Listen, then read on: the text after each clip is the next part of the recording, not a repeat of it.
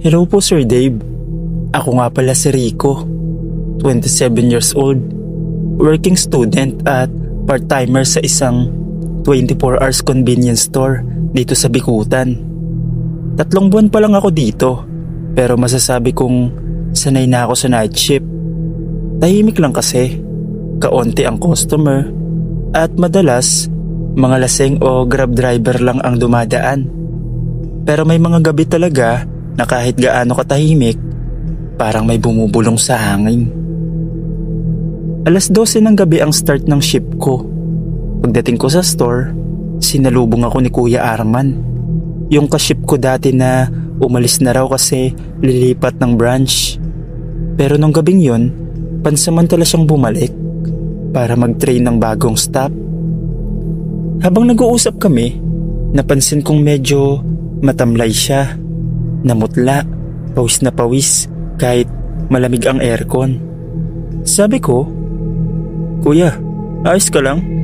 Parang may iniinda ka." Ngumiti lang siya pero halatang pilit. "Wala to bro. Basta pag nag-stuck ka mamaya, huwag kang masyadong magtagal sa aisle 3 ha." "Ha? Bakit?" Pero bago pa siya sumagot, dumating na yung supervisor namin, kaya hindi na siya nakapagsalita. Mga bandang 1:30 AM, ako na lang mag-isa sa store. Yung guard namin nakatulog sa labas at walang masyadong dumadaan. Tahimik lang habang nagre-rearrange ako ng mga chips at inumin. Sabay may narinig akong parang kalas ko sa bandang likod. Hindi naman ako agad kinabahan kasi may pusa minsan na pumapasok doon sa likod ng freezer. Pero nang sumilip ako, wala naman. Ang narinig ko lang ay yung tunog ng lumang chiller, parang humihinga. Pagbalik ko sa harap, may customer na babae. Nakatalikod lang siya, nakatayo sa aisle 3. Nakaduster, mahaba ang buhok at walang bitbit na basket. Tahimik lang. Iniisip ko kung bagong gising to o taga-kanto lang. Nilapitan ko siya. "Ma'am, good evening po. Kailangan niyo po ba ng tulong?" Hindi siya sumagot. Nakatayo lang siya, nakatingin sa shelf ng mga dilata. Lumapit pa ako ng kaunti, tapos napansin kong malamig ang paligid niya. Parang biglang bumaba ang aircon. Pero hindi naman naka-on ang turbo mode. Sabi ko ulit, "Ma'am, okay lang po ba kayo?" Daan-daan siyang lumingon. Pero hindi ko masyadong nakita ang mukha niya kasi nakatungo siya ng bahagya at natatakpan ng buhok. Ang weird lang kasi paglingon niya, may tunog na parang humihinga sa tabi ko. Pagkurap ko, bigla siyang nawala. Inikot ko yung store, nag-check ng CCTV feed, pero walang na-record na kahit anong tao sa aisle 3. Ang nakikita lang sa monitor ay ako, mag-isa na parang may kausap sa hangin. Pagbalik ko sa counter, nakita ko sa ibabaw ng resibo printer yung isang lumang canned goods, brand na matagal ng phase out. May label pa na Best Before 2009. Hindi ko alam kung saan galing. Hindi rin yun galing sa shelf kasi bago lahat ng stock namin. Saka ko biglang naalala yung sinabi ni Arman kanina. "Pag nag-stock ka mamaya, huwag kang masyadong magtagal sa aisle 3. Pagkatapos kong makita yung dilata sa ibabaw ng counter, tumayo lang ako doon. Hindi makagalaw. Ramdam ko na bumigat ang hangin sa loob ng store. Parang huminto ang oras sa dingding. 2:17 AM. Walang pumasok, walang dumaan. Pero sa CCTV monitor, may gumagalaw sa aisle 3. Nakita ko sa screen, may anino ng babae. Nakatayo lang sa gitna ng aisle. Mahaba ang buhok, puting-puti ang suot at may hawak na canned goods na parang inaabot sa hangin. Pero sa totoong paningin ko, wala. Pagkasilip ko sa mismong aisle 3, Walang tao. Pero naririnig ko ang pagkalansing ng lata na parang may nahulog. Kuya Arman, ano ba tong sinasabi mong huwag magtagal sa aisle 3? Bulong ko habang unti-unting lumalapit. Habang papalapit ako, bumaba ang ilaw ng store. Nag-flicker. Ang CCTV monitor sa counter nag-glitch.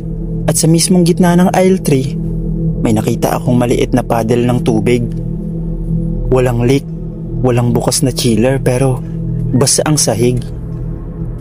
Nung tumingin ako sa ilalim ng shelf, may paa. Paa ng babae.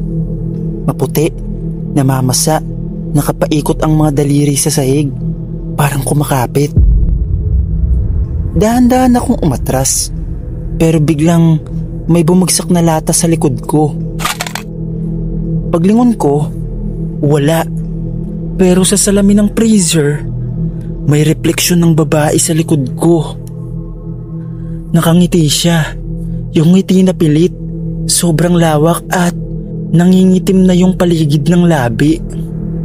Yung buhok niya, basa, parang galing sa ulan o ilog. Pagbalik ng tingin ko sa likod, wala. Pero sa salamin ng freezer, nandun pa rin siya. Nakatitig. Dahan-dahan siyang lumalapit sa likod ng refleksyon ko. Doon ko naramdaman yung malamig na hininga sa batok ko. Tapos biglang may bumulong sa tenga ko. Nandito lang ako. Simula nung binuksan nila to. Sumigaw ako at tumakbo palabas. Halos madapa sa tapat ng counter. Ginising ko yung guard. Nanginginig ako habang itinuturo yung loob.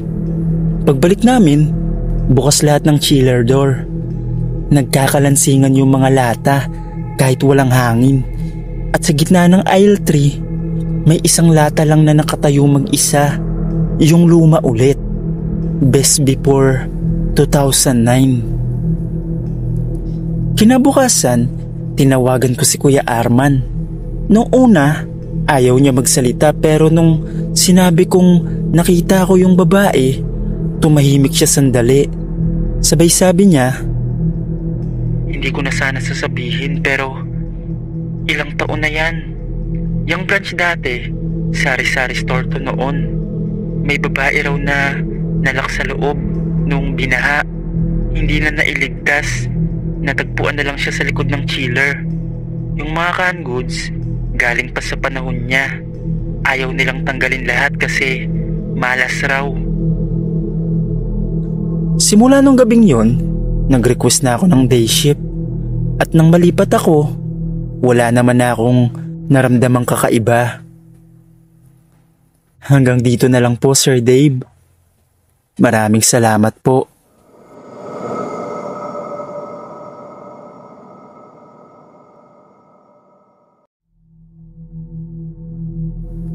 Magandang araw po.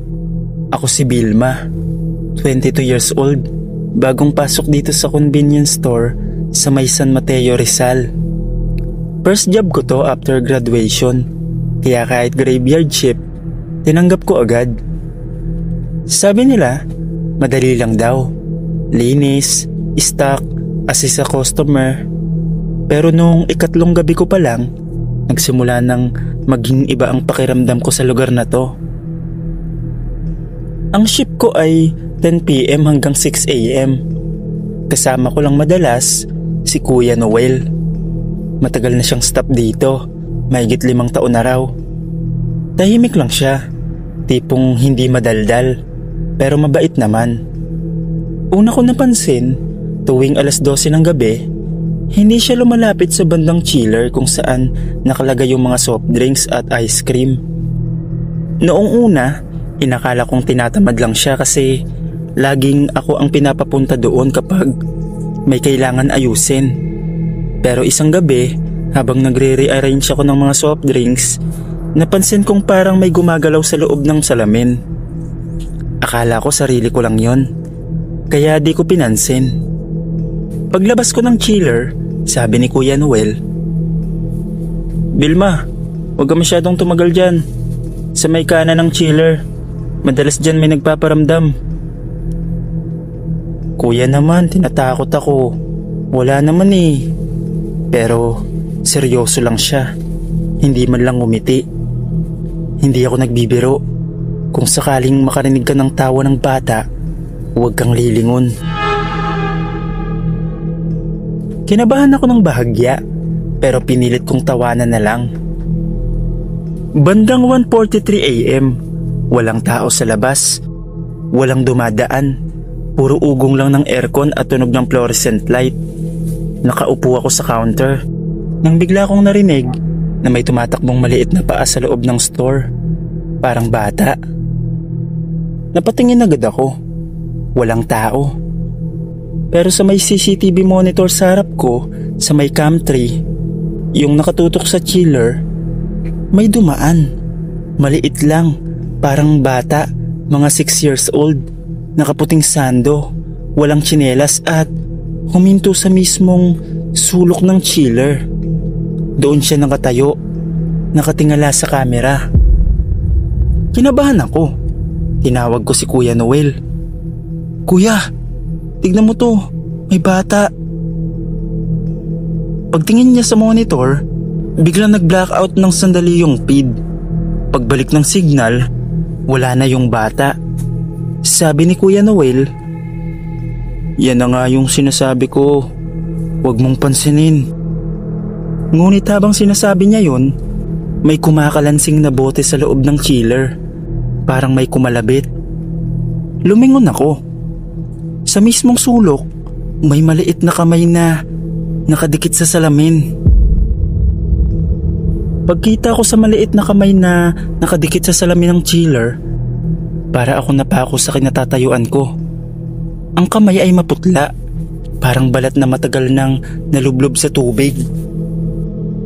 Habang nakatitig ako, dahan-dahan itong gumagalaw pababa na para bang dumudulas sa salamin at iniwan ang bakas ng basang marka ng daliri.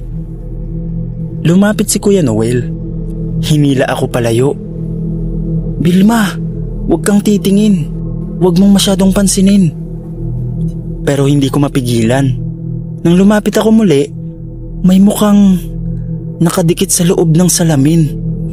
Isang maliit na bata, lalaki, mga 6 o 7 taong gulang. Maitim ang mata, walang puti. Ang labi niya, namamasa, nangingitim. Nakatingin siya sa akin, tapos dahan-dahang umiti. Yung ngiting parang wala ng buhay. Biglang pumugak ang ilaw. Nag-flicker. Pagbalik ng ilaw, bukas na lahat ng pinto ng chiller. Lahat ng bote at ice cream cup nasa sahig na, parang may nagkalat. Nagsimula akong manginig. Kuya, may bata talaga. Sigaw ko, pero si Kuya Noel hindi sumagot. Nakatitig lang siya sa sahig, parang may nakikita.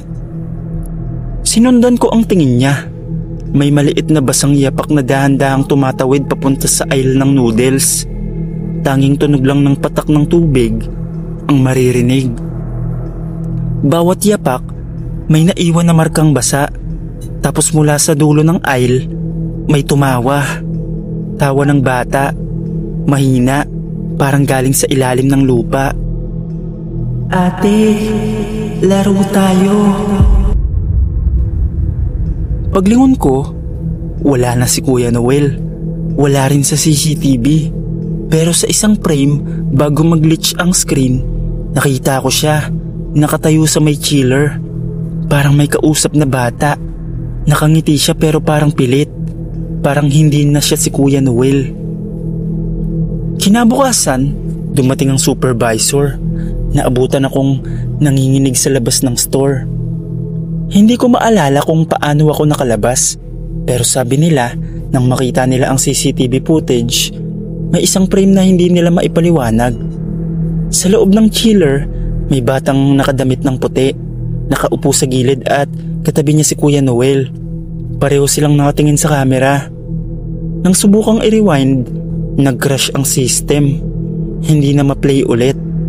At si Kuya Noel, hindi na muling bumalik sa trabaho.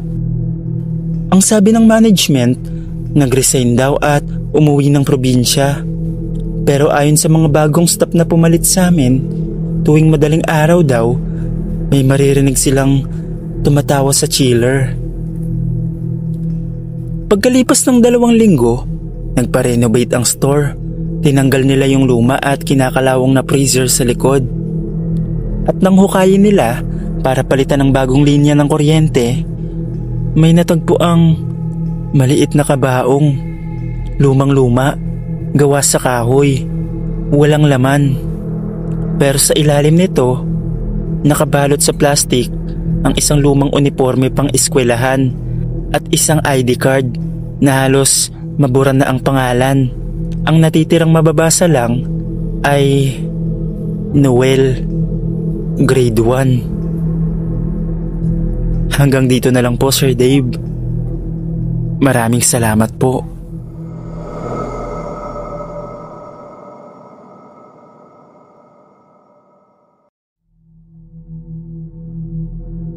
Ako si Tina, bagong cashier sa isang 24 hours convenience store sa Quezon City. 3 linggo pa lang ako rito, pero parang ang tagal na. Siguro kasi halos gabi-gabi akong binabangungot o nakakaramdam ng kung anong malamig na presensya tuwing mag-isa ako sa counter. Sabi ng mga kasamahan ko, normal lang daw yun.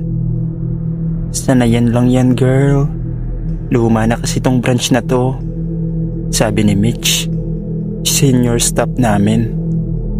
Pero noong isang gabi, nalaman ko kung bakit palagi akong tumitingin sa bawat sulok ng store. 12:00 ng gabi, kakatapos lang ng rush hour. Tahimik na ulit. Ako lang mag-isa sa counter habang si Mitch ay nagre-receive ng bagong stock sa likod. Naglilinis ako ng glass counter nang mapansin kong may anino sa labas. Isang lalaking nakatayo sa tapat ng pinto. Hindi ko makita ng malinaw kasi madilim, pero para siyang may suot na lumang uniforme ng store.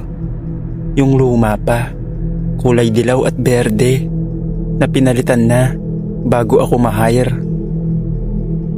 Nung tumingin ako sa monitor ng CCTV, wala namang tao sa labas. Kaya binaliwala ko lang. Baka pagod lang ang mata ko. Pero habang lumilipas ang oras, ramdam ko na parang may nakatingin talaga. Habang nililinis ko yung sahig, napansin kong may sapatos na marka sa tiles. Madumi, basa, at may pangalan sa ilalim. RS. Nung tinanong ko si Mitch kung sino ang huling staff na may ganoong initial, tahimik lang siya. Pagkatapos ay bumulong siya sa akin. Huwag mo na lang pansinin, baka si Mang Rolly lang yun. Mga 3:00 ng madaling araw, ako na lang ulit mag-isa. Si Mitch lumabas saglit para bumili ng pagkain sa kanto. Tahimik ang buong store. Biglang umilaw mag-isa ang chiller, tapos sabay nagbukas ng marahan. Parang may kumukuha ng inumin. Sumilip ako. Wala. Pero may bote ng tubig na nakalabas, nakatayo sa sahig. Kinuha ko at ibinalik ko sa loob. Paglingon ko sa counter, may lumang ID na nakapatong doon. ID ng convenience store. Faded na, pero mababasa pa. Rolando S. Staff, night shift. Hindi ko alam kung saan galing. Nung tinignan ko ulit ang CCTV feed, nakita ko ang sarili ko. Pero sa frame, sa likod ko, may lalaking nakapolo na luma ang disenyo. Nakatingin sa ginagawa ko. Hindi malinaw ang muka pero parang luma na. Maputla at namumuo ang itim sa mata. Biglang umilaw lahat ng shelf lights. Sabay sunod-sunod na bumagsak ang ilang bote at dilata. Kuya, Tama na po. Sigaw ko, halos maiyak na. Tapos mula sa likod ng counter, may boses na paos na nagsalita. Ako ang nagbukas nito.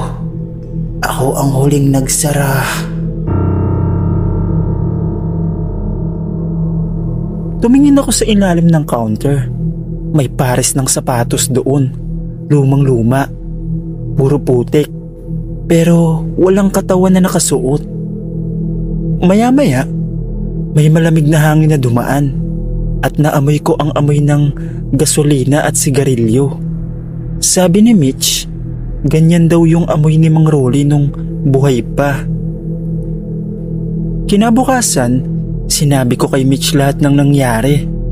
Tahimik lang siya habang nag-aayos ng stocks. Sabi niya, huwag ka na magtaka. Si Mang Rolly ang unang stop dito. Simula nung 2010. Natrap siya sa loob nung nagkasunog sa bodega sa likod. Hindi na siya nakalabas. Kaya pag graveyard shift, minsan nagpapakita siya. Hindi naman daw nananakit. Gusto niya lang siguraduhing maayos pa rin ang tindahan. Mula noon, hindi ko na siya tinatakbuhan. Kapag may maririnig akong pagbukas ng chiller o kaluskos sa stockroom, binabati ko na lang. Good evening po, Mang Rolly. Hanggang dito na lang po, Sir Dave. Maraming salamat po.